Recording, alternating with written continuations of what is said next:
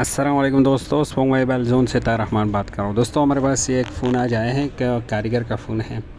ये hot 10 phone है और इसका मसला ये है कि चार्ज इंडिकेट बराबर शो कर रहा है, लेकिन ये स्टोरेज नहीं कर रहा है। स्टोरेज पे मैंने कहा था कि कुछ वीडियोज़ में अलग अलग फॉल्ट पे जो है ना बनाऊँगा स्टोरेज के लिए इन्फिनिक्स टेक्नो में।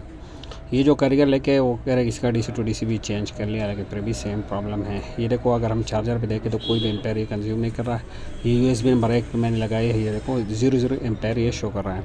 हालांकि बिल्कुल बराबर इंडिकेट ये शो कर रहे हैं और चार्जिंग के जो डिटेक्ट वाली LED है वो भी इसने ऑन कर दी है, ऊपर की साइड आप देख सकते हो। लेकिन ये स्टोरेज नहीं कर रहा है, बिल्कुल ज़ीरो एम्पेयर ये ले रहा है। और इसका DC to DC भी उसने चेंज कर लिया है, चार्जिंग जैक भी चेंज कर लिया है। और ये देखो बराबर यहाँ पे वोल्टेज वो आ रही है और इंडिकेटर भी शो रहा है, और इसका DPDM लाइन भी ओके है। इससे पहले मैंने DPDM पे वीडियो बनाई हुई थी, क्योंकि वो फर्स्ट वीडियो थी। अभी कुछ इस तरह वीडियोज़ बनाएंगे कि वो अलग अलग मसले हो, लेकिन वो रिलेटेड हो हमारे स्टोरेज से। तो ये DC to DC या इसके जो है ना पीछे चिपकाई हुई है, इन्होंने ये चेंज कर लिया है। ओके, तो इससे आगे हम क्या करने वाले हैं, माइक्रोस्कोप स्क्रीन पे वीडियो कंटिन्यू करते हैं। तो चेक करते हैं दोस्तों कि ये उन्होंने DC to DC इसमें चेंज कर लिया, फिर भी क्यों जो है ना इसका मसला हल नहीं हुआ। इंडिकेटर शेव कर रहा है, लेकिन बारह स्टोरेज का मसला इसका हल क्यों नहीं हुआ। तो ये यहाँ पे मैंने चार्ज कनेक्ट की हुई है। ओके, तो माइक्रोस्कोप स्क्रीन के आगे इस तरह कैमरा फिट किया, क्योंकि माइक्रोस्कोप कैमरे का वीडियो में जो मेमोरी कार्ड पड़ी हुई है उसकी मेमोरी फुल है और वीडियोस बहुत जमा है, बस कारण टाइम नहीं होता रिपेयर एडिट करने के लिए। ये आप देख सकते हो यहाँ पे 3 वोल्ट आ रहा है बैटरी टर्मिनल पे। ओके, बैटरी टर्मिनल पे 3 वोल्ट आ रहा है, जो कि स्टोरेज के लिए काफ़ी नहीं है। ओके, और 3 वोल्ट पे कुछ ना कुछ तो एम्पेयर जो है ना वो लेना चाहिए था चार्जर पे, लेकिन वो नहीं ले रहा है। बाहर चार IC भी इन्होंने चेंज किया। तो इस PCB को देखते हैं कि क्या इस तरह मसला है कि ये और बिल्कुल एम्पेयर ही नहीं ले रहा है और स्टोरेज नहीं कर रहा है। तो ये इसकी चार्जिंग IC है, वो कह रहा है कि इसका पूरा जो है ना वो सेक्शन मैंने चेंज किया है। तो सेक्शन से पता नहीं उसकी क्या मुराद है, बाहर शायद इसका कॉइल साथ में चेंज किए हो और IC चेंज किए हो, दोनों चेंज किए हो, मुराद यही हो सकता है उसका।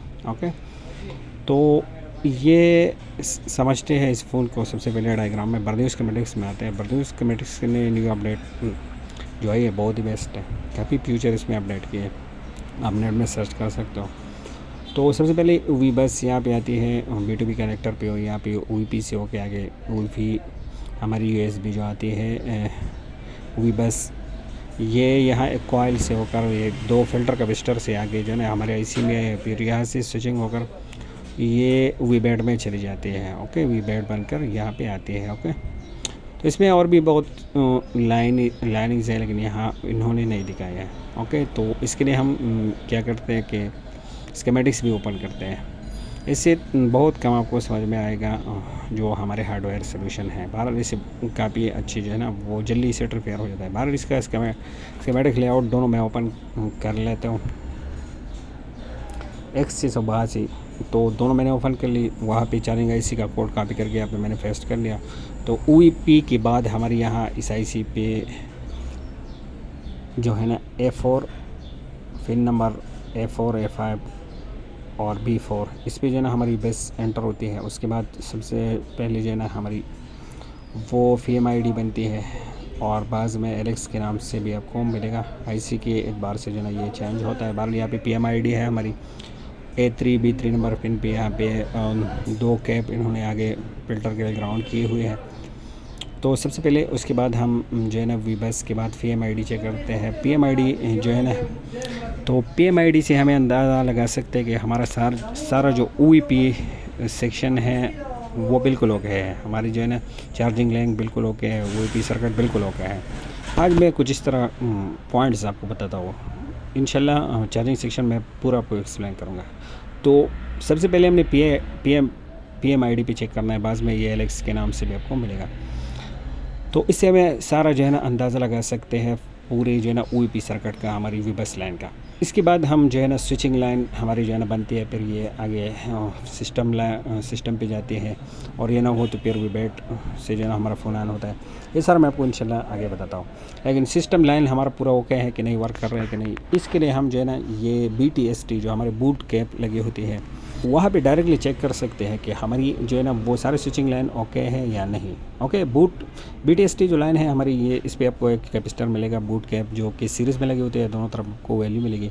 वोल्टेज लाइन में चेक करोगे, वोल्टेज मोड पे चेक करोगे तो एक तरफ आपको जो है ना आधा वोल्टेज मिलेगा, दूसरी तरफ उससे ज़्यादा, मतलब एक तरफ 8 वोल्ट मिलेगा तो दूसरी तरफ आपको 4 वोल्ट मिलेगा, एक तरफ 4 तो दूसरा 2, इस तरह एक तरफ आधा वोल्ट एक तरफ उसका डबल।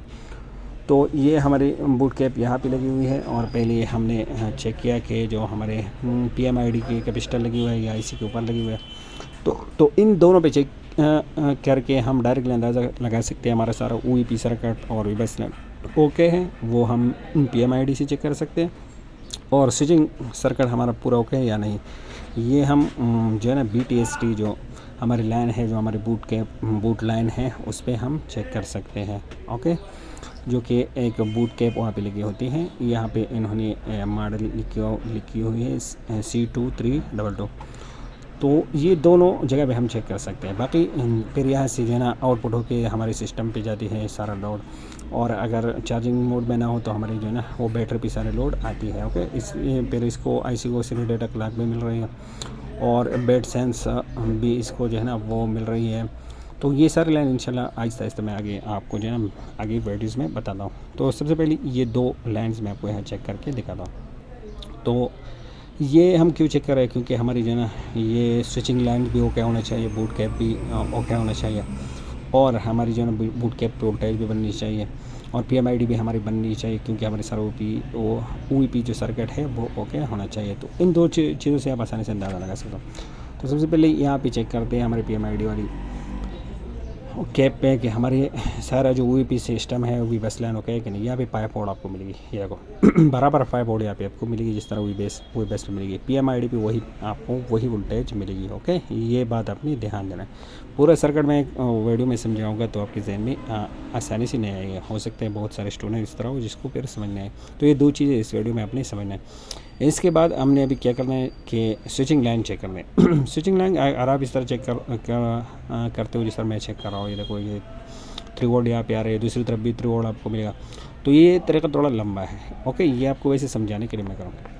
इसके जगह अगर आप डायरेक्टली जो है ना वो इस तरह चेक कर सकते हो, आप इसी से आप जो है ना स्विचिंग लाइन का अंदाज़ा लगा सकते हो। बहरहाल ये तरीका, ये प्रोसेस थोड़ी लंबी है। तो डायरेक्टली आप बूट कैप पे जो है ना देख सकते हो बूस्ट लाइन पे, क्योंकि हमने स्कीमेटिक्स में देखा था यहाँ पे जी यहाँ पे हमारे बूट कैप लगी होती है। तो यहाँ पे तो बिल्कुल है नहीं, बाहर क्यों नहीं है, क्योंकि डायग्राम में दिया है तो यहाँ होना चाहिए। ये देखो वन साइड इस पर 3 वोल्ट आ रही है, दूसरी साइड पे 4 वोल्ट, क्योंकि ये हमारे जो है ना ये वोल्ट बराबर नहीं है। यहाँ पे कैप क्योंकि बीच में नहीं लगी हुई है, तो ये हमारा पूरा सर्किट जो है ना शायद इसका मसला यह से ही बन रहा है हमारा। तो सबसे पहले मैं यहाँ पे बूट कैप लगा लेता हूँ। बूट कैप आप कहीं से भी निकाल सकते हो। ओके, शायद ग्रिल उठाते वक्त इनसे जो है ना ये मिस हो गई, या पहले से नहीं थी शायद, या IC कॉयल वगैरह चेंज करते वक्त इनसे ड्रॉप हो गई, लेकिन ये बिल्कुल ज़रूरी है। तो चलो ये बात तो सामने आ गई कि ये लगाना जो है ना बिल्कुल ज़रूरी है। ये आपको सीरीज़ में मिलेगा, किसी भी फोन से आप निकाल सकते हो।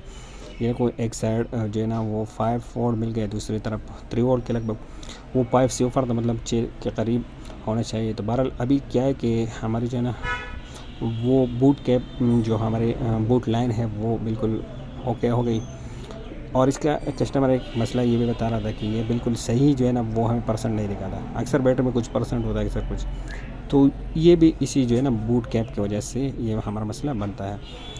तो अभी ज़रा चेक करते हैं कि अभी यहाँ पे हालत क्या है, क्योंकि इसके साथ हमने जो है ना वो बैटरी कनेक्ट कर ली। तो अभी यहाँ पे देख लेते हैं कि यहाँ बूट कैप पे क्या हालत है। तो यहाँ पे तो बहरहाल कुछ नहीं है, शायद मैंने चार्जर नहीं लगाया अभी तक। तो मैं इसके साथ जी चार्जर नहीं लगाया, तो इसके साथ मैं चार्ज कनेक्ट कर लेता हूँ पहले, फिर से जो है ना हम देखते हैं कि बूट कैप पे हमारे जो है ना वो क्या वोल्टेज बन रही है, और अभी जो हमारे चार्जिंग स्टोरेज का मसला था वो हल हुआ कि नहीं। ओके, बाज़ दफ़ा इसको जो है ना आप स्लो चार्जिंग में जो है ना आपका फ़ोन जा सकता है, तो वो भी बूट लाइन से आपका मसला बन सकता है, या स्विचिंग लाइन में मसला होने से आपका स्लो चार्जिंग के ऊपर या पैक चार्जिंग के ऊपर मोबाइल जा सकता है। ये देखो वन साइड जो है ना वो 3.7 और दूसरी 8, मतलब एक तरफ 8 वोल्ट है, दूसरा 3.7 मतलब 4 वोल्ट है। तो एक साइड आपको आधा वोल्टेज मिलेगा, दूसरा साइड उसके डबल। आपको वोल्टेज मिलेगी। ओके, तो ये अपने ध्यान देना है और याद रखना है कि बूट कैप पे एक साइड आपको इस तरह जो है ना आधा वोल्टेज मिलेगा, दूसरी साइड पे जो है ना उसकी डबल आपको वोल्टेज मिलनी चाहिए। तो अभी चेक करते हैं जाके यहाँ पे बैटरी टर्मिनल पे कि क्या हो रहा है। बाकी वोल्टेज तो हमारी सारी अच्छी तरह बन रही है। तो ये बूट कैप ना होने की वजह से इसका जो है ना शायद मुझे लग रहा है कि इसका मसला बन गया था, क्योंकि बूट कैप तो ज़रूरी है ही है। तो इन्होंने इसका वो कॉइल भी चेंज कर लिया और डीसी टू डीसी कन्वर्टर जो हमारे चार्जिंग आईसी है वो भी चेंज कर लिया, लेकिन मसला इसका सेम रहा। और ये बैटरी पे आप देख सकते हैं उन्होंने डायरेक्टली जंपर भी शायद लगाया होगा स्टोरेज के लिए, लेकिन ये मसले ये इस तरह करना सही नहीं है। पहले वीडियो में मैंने आपको बता दिया। और स्कीमेटिक्स देख कर जो है ना वो अपने काम करना है। और हार्डवेयर सोल्यूशन से भी आप फ़ोन रिपेयर कर सकते हो। उसके साथ मैं चार्ज कनेक्ट कर लिया, लोगो आ रहे। अभी चार्जर पे भी देख लेते हैं। भर दो, जिसने रजिस्टर करना हो हमने ऑफ़र नंबर दिया हुआ है, हमसे कांटेक्ट कर सकते हो। ओके, और बाकी ये जो चार्जर पे हम टेस्ट कर रहे हैं ये आई चार्जर जिसको चाहिए तो ये भी हमारे वेबसाइट से बुकिंग कर सकते हो, नीचे हमने लिंक दी हुई है। और ये देखो USB, उसी USB में मैंने लगा लिया। ये आप चार्जर भी देख सकते हो 1.6 एम्पेयर ये ले रहा है, जो बिल्कुल फास्ट चार्जिंग मोड में है ये मोबाइल। और मसला इसका सिर्फ बूट कैप से था, इसका बूट कैप यहाँ पे मिस थी, तो हमने भी पहले ध्यान नहीं दिया। हमें भी पता चला वो स्कीमेटिक से कि इसमें यहाँ पे बूट कैप होनी चाहिए, जो कि यहाँ पे मिस है। तो इसी तरह आप भी जो है ना वो एक फ़ोन को ट्रेस करके उसका मसला हल कर सकते हो। और ये अभी देखो 19% है। तो इसी तरह जो है ना ही आपने काम करना है। बगैर डायग्राम के आप तुक्के लगाओगे तो वो आप फेल ही होगे। और ये कारीगर से जो है ना हमारे पास आया है, कारीगर लेके 1.6 ये देखो वैसे स्टेबल एम्पेयर कह रहा है। और 19% है, इसमें थोड़ा वो वेट कर लेते कि 1% बढ़ाए। और ये जो साथ हमारे पास लेके आए वो भी इसको देखेगा। ये पास में मोबाइल प्लाजा है, वहाँ से ये लेके आए हैं। और ख़ुद भी अच्छा कारीगर है। बहरहाल इस तरफ उसका ध्यान नहीं गया, DC to DC उसने चेंज कर दिया। और हमने सिंपल सा क्या कर लिया, वो DC to DC उसका अपनी जगह पे लगी हुई है। और ये इस वक्त बहुत महंगी थी, ये इसी तकरीबन 1300 रुपये का उसने इसी जो है ना ये मंगवा के लगाई हुई है यहाँ पे। तो बहरहाल ये तो उसका नुकसान हो गया। बहरहाल दूसरी सीट पे किसी सीट में यूज़ कर लगा। हमने इस तरफ इसका क्या कर लिया कि ये एक कैप मिस थी जो हमारी बूट कैप, वो हमने दूसरे PCB से लगा के यहाँ पे लगा ली। बूट कैप आप किसी भी PCB से निकाल के यहाँ पे यूज़ कर सकते हो। ओके, हमने सिंपल सा एक बूट कैप लगाई। हमने किस तरह पता लगाया, क्योंकि हमने PMID और बूट कैप पे जो है ना ये दो जगह पे ये पूरे सर्किट को चेक करना होता है ख़ास तौर। और इससे हम स्विचिंग लाइन के और OEP लाइन के जो है ना अंदाज़ा लगा सकते हैं। PMID से OEP के और स्विचिंग लाइन से और बूट कैप से जो है ना हम स्विचिंग लाइन की वो पता लगा सकते हैं। और ये बटन हम प्रेस करते हैं कि इतनी देर में तो % ऊपर होना चाहिए। और ये देखो 20% हो गया और इसका मसला हल हो गया। उम्मीद है आप साथ ही समझ गए होंगे। वीडियो को लाइक कमेंट ज़रूर।